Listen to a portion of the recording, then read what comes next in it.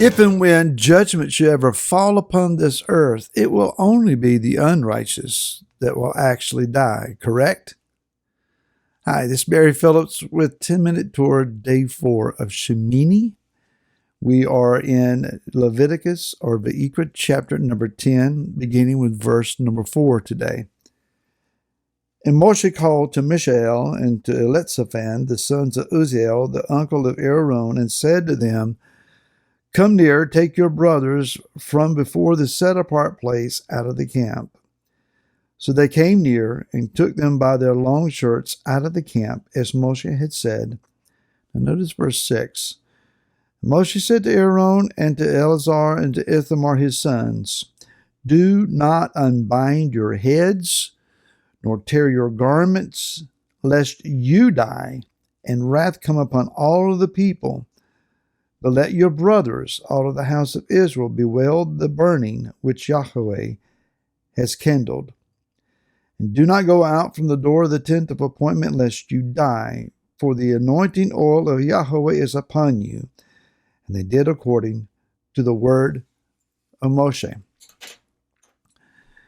One of the greatest days in Israel's history was the completion of the tabernacle and then the inauguration of the Levitical priesthood. This is extremely important events. And then the tragic moment when Nadav and Abihu overstepped whatever boundaries they violated, and Yah instantly sent fire and devoured them. It had to be a complete shock to the system. Now, a lot of different theories are out there as to why they died and so on. So again, we mentioned that already, so we're not going to go down that trail today. Let's go to the moments immediately after. 2 men are dead, lying on the ground, their lives instantly, completely snuffed out right in front of their father's eyes. Moshe walks up to Aaron and he says to this man who is in shock, "Do not take off your turban. Do not grab your garments and tear them in grief." And in our way of speaking, he would have looked him stone cold in the eye and said, "Don't you cry. Do not shed one tear." In other words, in a very hard language, perhaps, we would hear, "Suck it up, Aaron. Grab yourself and suck it up.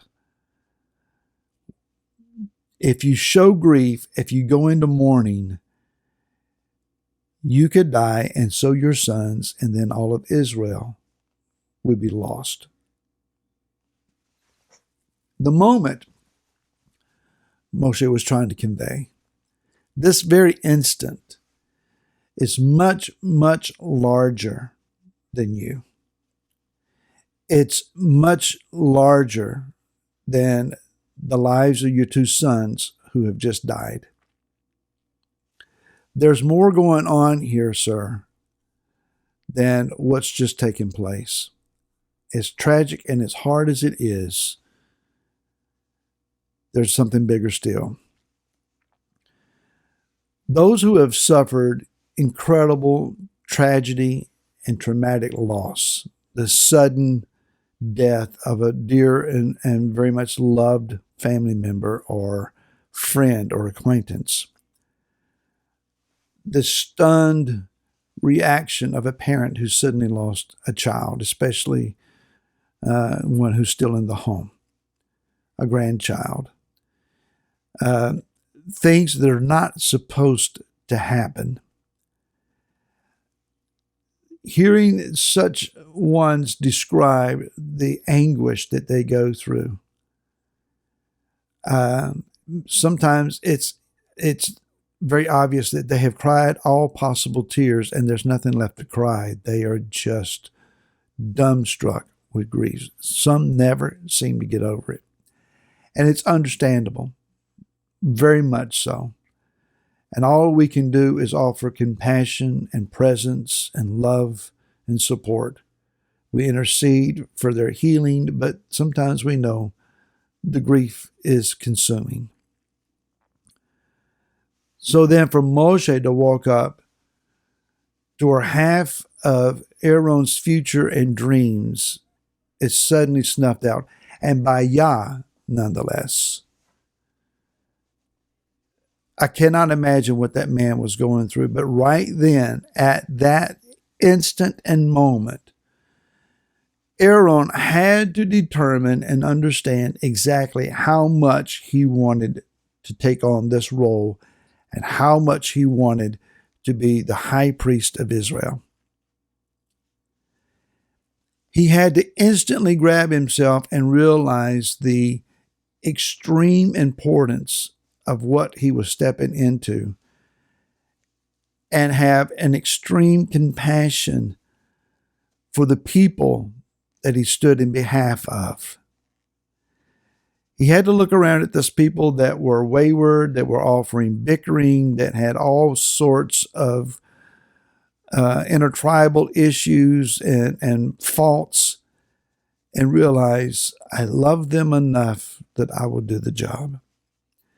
Such is the heart that is revealed in the garden, where Yeshua is also wrestling with how much do I want this role of Messiah? How much do I love this people that have tried to stone me and push me off a cliff, and that have ridiculed me, slandered and maligned me and my family, my followers? I preached a message about eating my flesh and drinking my blood, and almost everybody went home. I'm left to a handful. Humanly speaking, my mission is a failure. Now, do I want to go and give my life in horrible pain and suffering in behalf of a world that in most respects, if they're even aware that I exist, they will deny that I have any importance to them?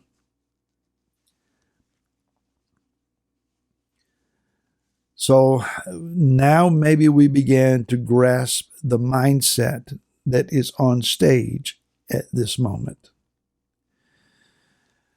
And so what about the death of the righteous?